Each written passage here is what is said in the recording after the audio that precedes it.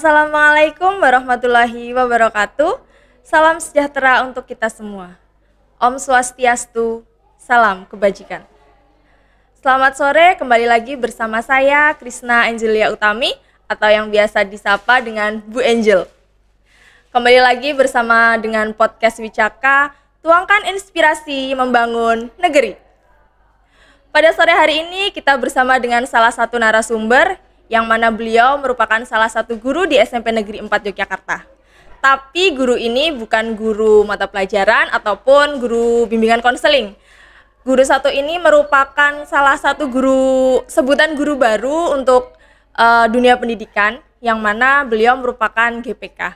Untuk lebih lanjut mengenai apa itu GPK, bisa langsung kita tanyakan ke Pak Andi. Selamat sore. Selamat sore, Bu Angel. Oke, Pak Andi. Ya. Pak Andi di SMP 4 merupakan salah satu GPK. Ya. Boleh mungkin dijelaskan lebih lanjut sebenarnya GPK itu apa sih? Oke, jadi GPK itu merupakan guru pembimbing khusus di mana tugasnya itu membimbing peserta didik yang berkebutuhan khusus di kelas reguler untuk mendampingi anak-anak belajar untuk menyesuaikan materi kayak gitu. Oh, berarti di SMP 4 itu ada siswa berkebutuhan khusus? Iya, ada di SMP 4 okay. itu. Ada berapa siswa di SMP 4 ini yang berkebutuhan khusus? Di SMP 4 itu untuk yang kelas 7 itu ada 9 ABK. Terus kemudian kelas 8 itu ada 10 dan kelas 9 itu ada 6, Bu Angel. Oh, lumayan ya. Iya. Kalau boleh dijelaskan lagi, tadi Pak Andi menyebutkan bahwa tugas GPK itu salah satunya adalah memberikan bimbingan. Bimbingan seperti apa yang GPK SMP 4 berikan kepada peserta didik berkebutuhan khusus? Oke, jadi bimbingan di situ itu kami GPK itu memberikan bimbingan pembelajaran dan kita juga menyesuaikan dengan kesulitan siswa peserta didik kebutuhan khusus itu. Kesulitannya apa, lalu kita berikan pendampingan, misalnya matematika itu kita dampingi anak ketika pembelajaran matematika kayak gitu, Bu. Oh, oke. Untuk kondisi PDBK itu sendiri mungkin bisa diberikan gambarannya seperti apa?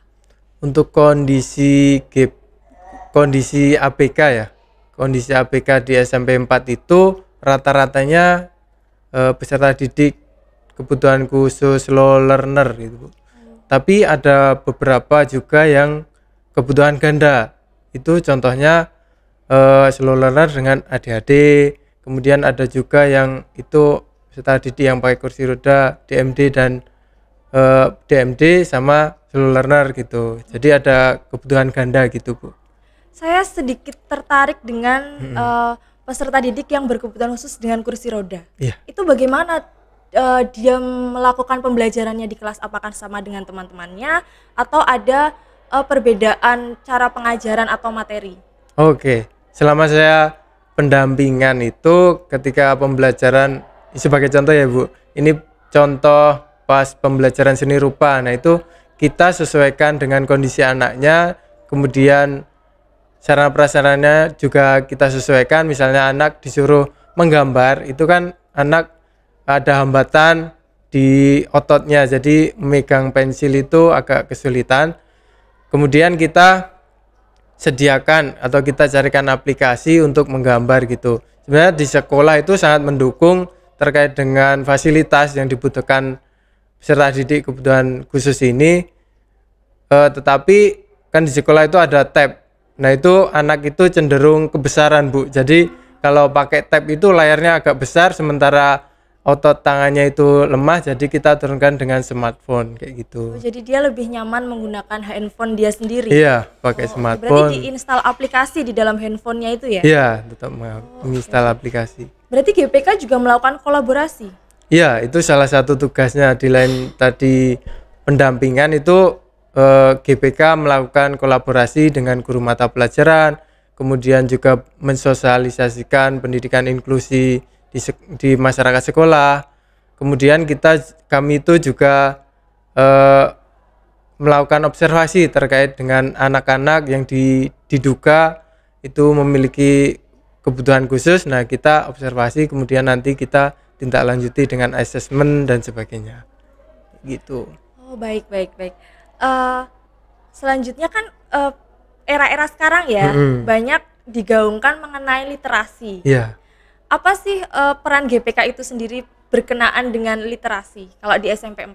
Oke, jadi literasi itu terkait dengan kita sebagai GPK dan juga peserta didik itu untuk referensi tambahan. Jadi kalau misalnya anak itu belum mampu mencapai materi tersebut, nah kita cari atau kita literasi, kemudian kita turunkan materinya kayak gitu, Bu. Jadi sebagai bahan referensi ya.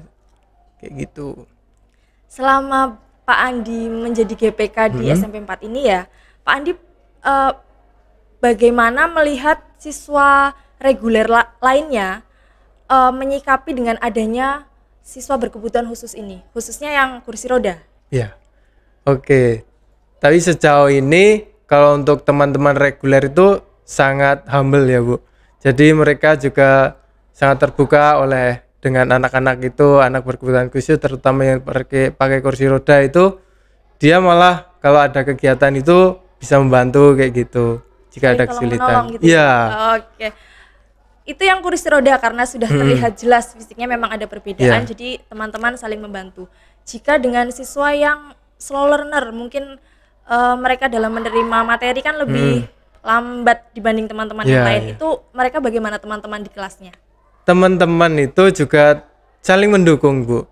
Jadi misal ada pembelajaran matematika gitu, PDBK-nya peserta didik berkebutuhan khusus itu kesulitan dalam menghitung, itu juga mereka saling membantu gitu, tutor sebaya gitu. Oh iya.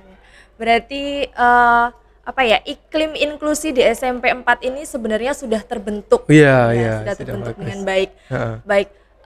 Mungkin ini yang terakhir ya, Pak ya. Saya ingin mendengarkan motivasi atau pesan dari Pak Andi sendiri selaku GPK. Boleh untuk siswa, boleh untuk semua masyarakat yang di SMP 4 atau untuk khalayak yang ada di luar mengenai pentingnya menciptakan iklim inklusi khususnya di dunia pendidikan. Oke, jadi sebagai penutup ya ini, Bu. Jadi jadikan sekolah inklusi itu sebagai sarana PDBK untuk berkembang lebih optimal lagi dan tidak ada perundungan apapun di sekolah gitu, Bu. Sekolah tanpa diskriminasi ya, Pak ya. Betul sekali. Terima kasih Pak Andi untuk waktunya, terima kasih untuk ilmunya dan pengalamannya. Semoga dapat memberikan pengalaman baru untuk teman-teman semuanya yang menyaksikan podcast Wicaka pada sore hari ini. Sampai jumpa, sampai bertemu lagi di podcast selanjutnya. Wassalamualaikum warahmatullahi wabarakatuh.